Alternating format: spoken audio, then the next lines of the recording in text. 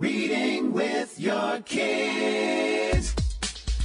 Hola, ni hao, konnichiwa, assalamu alaikum, shalom, jambo, bienvenidos. Hi, my name is Jevly, and this is the Reading with Your Kids podcast. We're coming to you from the beautiful neighborhood of Reedville in the southwest corner of Boston, Massachusetts.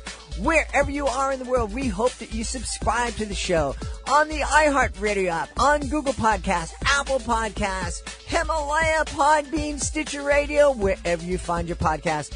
Our guest today is Kevin Poplawski. He'll be here to tell us all about his beautiful picture book, Eli's Magic Moment. This episode of the Reading with Your Kids podcast is brought to you by Little Pearls Reflections by Sarah Ann Kinnear. We brought Little Pearls Reflections to the Chicago Toy and Game Fair, and folks there absolutely loved it. Sarah Ann Kinnear is a teacher and a principal. She's worked in classrooms and behind the scenes educating kids and creating innovative curriculum that encourages independent thought and creative problem solving. And that's what she brings to Little Pearls Reflections. These are great books that really ignite kids' imaginations and challenge them to solve the different problems and to solve the mysteries that they find in the books. Really is a wonderful book to add to your family library and a wonderful book for you and your kids to read together. Little Pearls Reflections, a super series for kids in grades 3, 4, 5, even 6th grade. Check it out today. It's available from Amazon.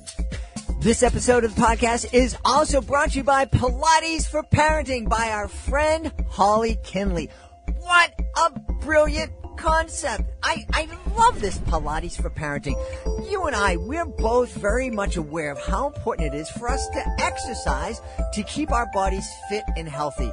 I mean, you're probably like me. You join the gym, you take classes, you develop daily disciplines, all in an effort to better care for yourselves.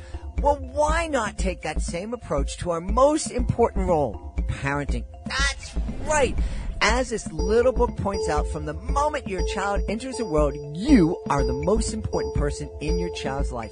Pilates for Parenting teaches simple yet powerful exercises that will help you strengthen your parental core.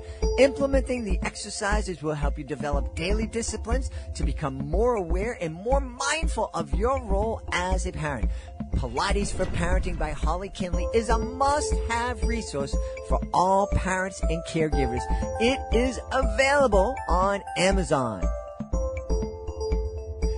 Joining us on the line right now from right outside of Atlanta in Georgia, one of my favorite cities in the world. He is the author of 2 fantastic new books starring Eli the Elephant. Please welcome to the show, Kevin Poplawski. Kevin, how are you? I'm good, Jed. Thanks for having me on. This is awesome. This is great. I'm really excited. Kevin just released the second in his Eli series, and we're really excited about that. Tell us about Eli, starting off with Eli's Magic Moment and the new book.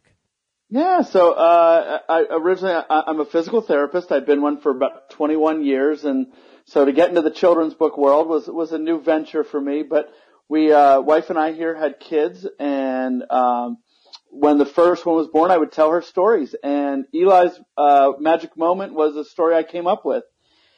So we kind of came up with this character and this character of Eli the Elephant. And what I was trying to do was kind of tell her stories that meant something. And so we came up with this character that represented someone who people might not have thought had any talent or couldn't find that talent, couldn't recognize it, needed someone to bring it out in them.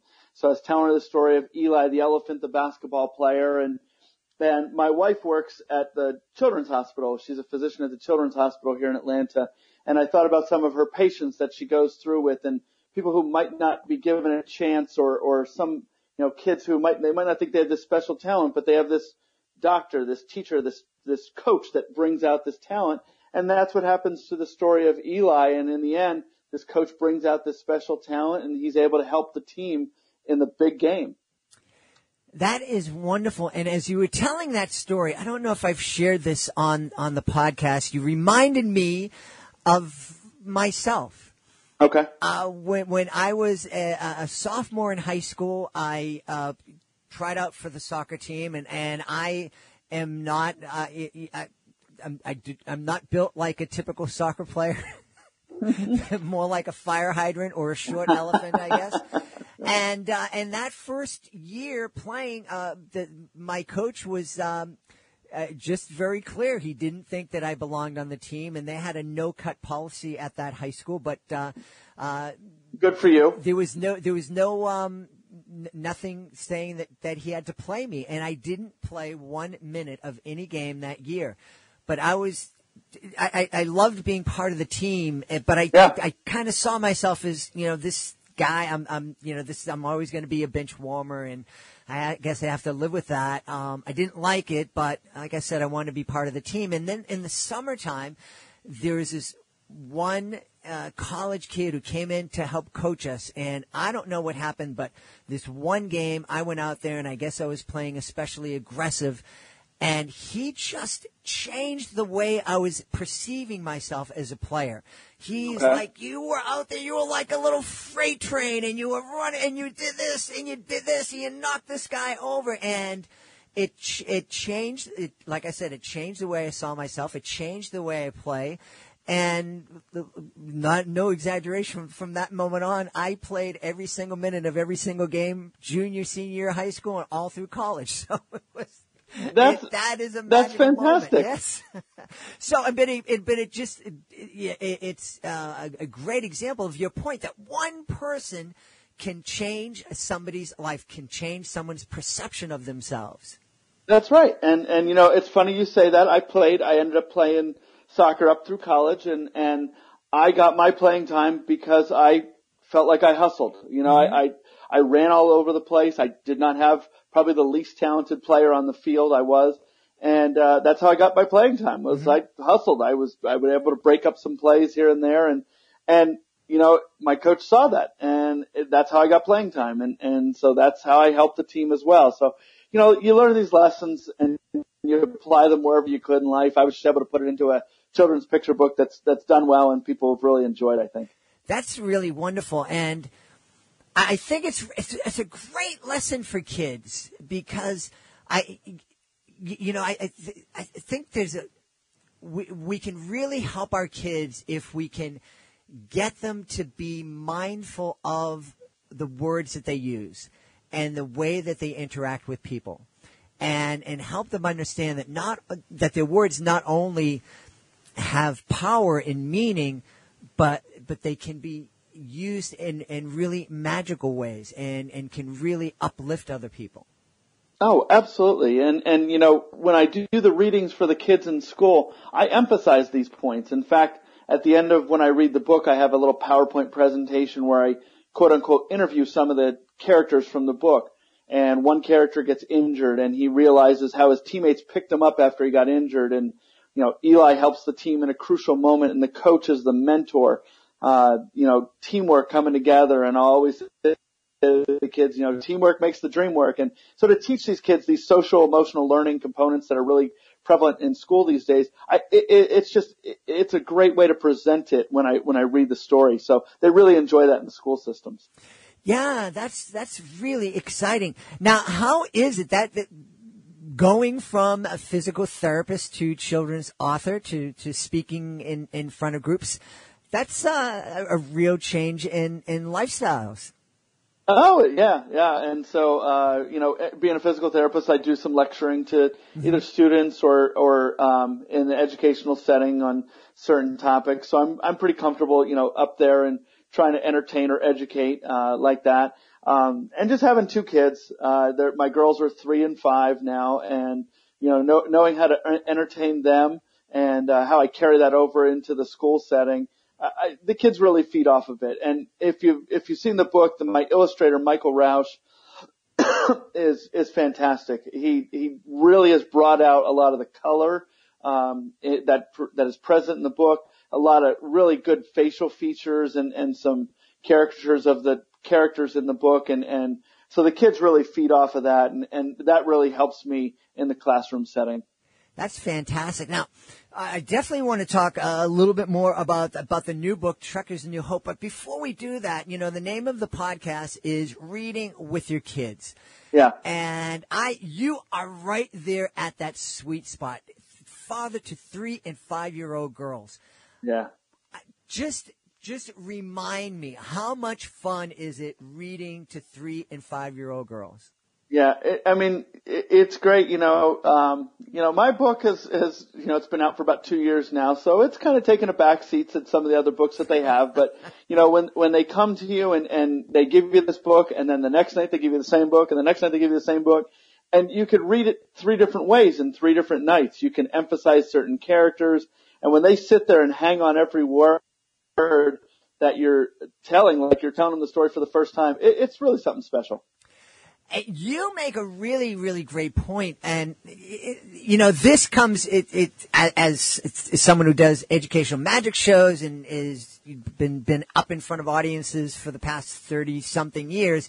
Sure. Being animated, reading stories, it comes naturally, and you have a lot of experience teaching med students, teaching physical therapy students, and doing that lecturing. So it might be easier for you than the average person, but if people take a chance and go outside of your comfort zone and understand that reading in an animated way for your kids, that's a really safe place to be outside of your comfort zone, because it's going to be really hard for you to mess up. No matter what you do, your kids are going to love that you make the effort. That's right. And I think they appreciate that. They just enjoy me, kind of telling the story, from my point of view or really animating the characters. And you can kind of be someone else when you're telling these stories to kids. And you could do the same thing when you're in the classroom, reading to them, and you just try to bring out the best of them. I try to have a good interaction with them when I'm reading to them in the schools. And it's just great to see them really get into the book themselves.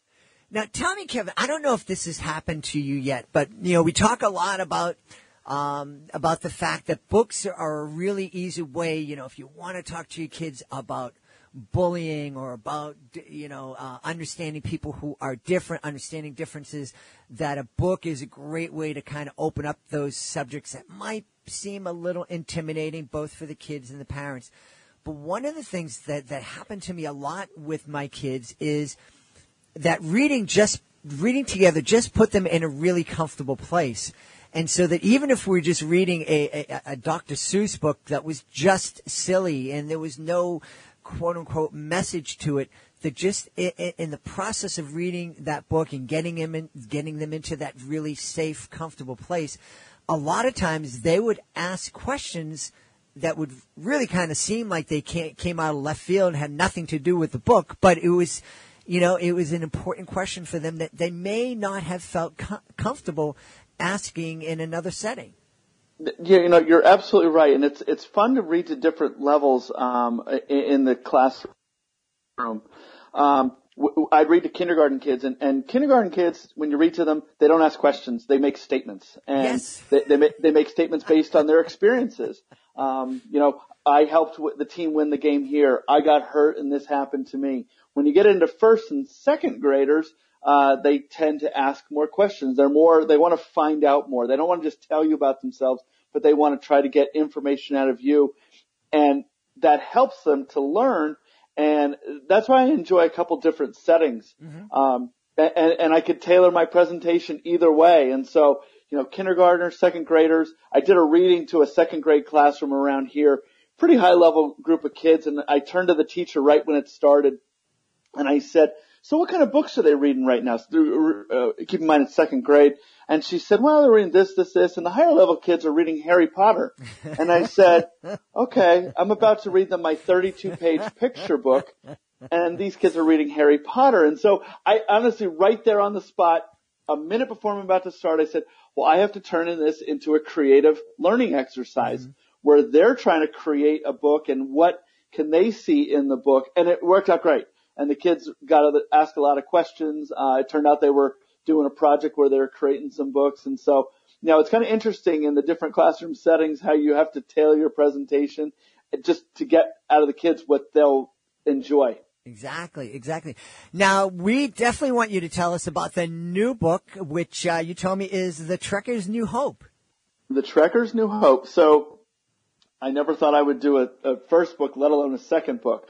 But people seem to have liked it. Eli's Magic Moment. We just sold our 1,000th copy, so that was a great moment. Wife and I went out and celebrated on Saturday night. And so, people would ask me, when's the next book coming out? So I said, all right, well, what can I do? And so, what direction I want to go in? I said, well, what's the first book missing? And a couple people did point this out. There's no girls in the first book. And I said, well, I have 2 girls. I said, that's the direction we have to go in. So, I put a promo out. So we created 2 characters, Penny Panda and Fallon Frog. They're 2 girls that come into the story. The Trekker's New Hope. It's these 2 characters that come in. Can they help the team? And how can they help the team get better? Just like how Eli did in the first book. And what role does Eli have now that he is, well, let a little bit people know that he is now the star of the team. So now what kind of role does he have carrying over the mentorship to 2 newcomers to the team and what roles they can play? So, having 2 girls, I thought, that this has to have a female component to it. And we, this day and age, we're seeing girls can do anything, and we're seeing it in a lot of different places. So, to have that message come across in the book was something that was important to me, with our family setting. Absolutely. As you're speaking, I'm thinking back to my childhood many millennia ago. And, and well done. The best athlete in our neighborhood was my cousin Darlene. Yeah. And she was amazing. And we never thought of it because we all just grew up together. And, Darlene was just the best player. And, we didn't play a lot of organized things, but we'd get out there with our gloves that were made of probably cotton way back then.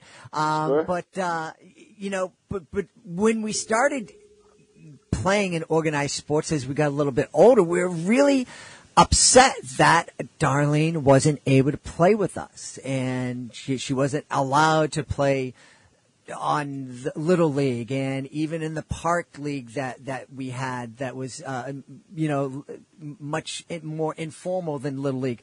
There are certain places we go to, and it was like, she can't play, she's a girl. And I never get over the anger that some people had that we would have a girl on our baseball team. It seemed ridiculous to me, and I'm so happy that my daughter and your daughters are growing up in a much different time. Completely agree. In fact, I had a conversation, fortunately, where I work at, I get to talk to some athletes left and right, and a couple of the WNBA players I get to talk to, and they've told me some similar stories. Girls can't do this. They couldn't do this growing up. And I was like, well, that doesn't make sense. I have a younger brother and a younger sister, both fantastic athletes, growing up. My sister is one of the best soccer players, to come out of our area in Pennsylvania, to this day.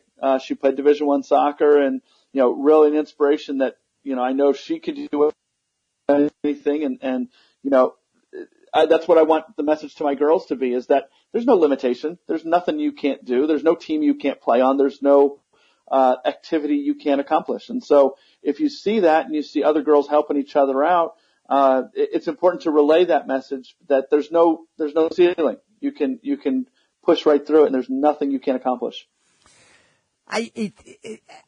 I find it interesting. One of the things I love elephants, and I find it really interesting, and I really love the fact that Eli is an elephant. Was it just something that popped into your head, or was there a thought process in having that character be an elephant?